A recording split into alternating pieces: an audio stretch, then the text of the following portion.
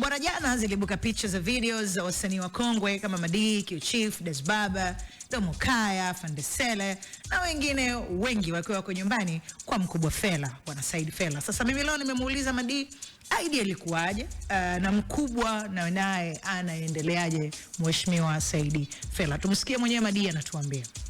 Tumeona tusiwe wachoyo wa fadhila, tukaenda kulifanya hili tamasha letu la miaka 30 ya Bongo Flava bila kumuhusisha mmoja wa mababa wa huu mziki wa Bongo Flava ambaye ni Said Fela. Kwa hiyo tulienda kama kuchota baraka, kushika mkono wake, kujua pia afya yake kwa sasa, hali yake kwa ujumla, na kumwelezea dhumuni la miaka 30 ya Bongo Flava. Amefurahishwa sana kwa hiki ambacho amekisikia, lakini ni kung'ate sikio tu.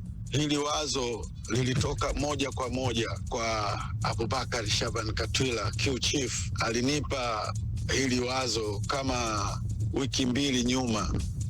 Linambia, Madi, ili tupate baraka kwenye hii kazi yetu tunayoenda kufanya, lazima tuende tukamwone mkubwa Fela. Mimi kwa haraka nikachukua hili wazo, nikasema natafuta siku nzuri ambayo itakuwa sahihi ya kwenda. Tulikuwa kwenye show Tanga Pangani, nimeweza kuimba saa 8 usiku, nikasema siwezi kulala. Nikageuza usiku huo huo, nikafika Dar es Salaam asubuhi, nikaorganize baadhi ya watu ambao niliweza kuwapata kwa muda huo, kwa sababu nilikuwa siwezi kuwastukiza watu wengine. So nikawapata baadhi ya marafiki, nilimwambia Fandesele na kweli akasafiri kutoka Morogoro, nikamwambia Desbaba, nikamwambia Chila mwenyewe, nikamwambia Domo Kaya na baadhi ya wengine ambao niliwapa taarifa, lakini nao pia hawakupata nafasi.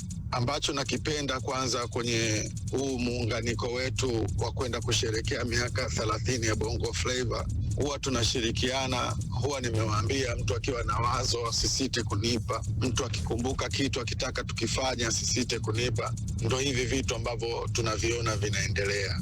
Chidi Benz juzi kata aliniambia anahitaji nyota ndogo awepo kwenye show, na kweli nikaliangalia nikaona linawezekana na ni wazo zuri, nikalitekeleza. Hata wewe kuna baadhi ya mawazo kibao tu umenipatia, nimeyatekeleza, kwa sababu wote tunaamini tunataka kwenda kufanya kile kilicho bora. So Chila alivyokuja na hili wazo la kwenda kumwona Mheshimiwa Said Fela, japo lilikuwa ni lazima ifanyike, lakini niliona tulifanya kwa haraka zaidi, tusiende kutimiza hii miaka 30 ya Bongo Flava bila kupata baraka za Said Mninge Fela. Na kweli tumeenda, hali yake kiafya inaridhisha, tofauti na ambavyo tulikuwa tunasikia, tofauti na ambavyo tulikuwa tunaona. Said Fela sasa hivi anatambua kila kitu, kawaona rafiki zake wote, kamtambua huyu Fandesele, huyu Desbaba, huyu nani, katambua kila kitu. Ambacho nimekisikia pale kutoka kwa familia, madaktari wenyewe wameshauri awe anaonana na marafiki zake wale ambao alikuwa nao zamani,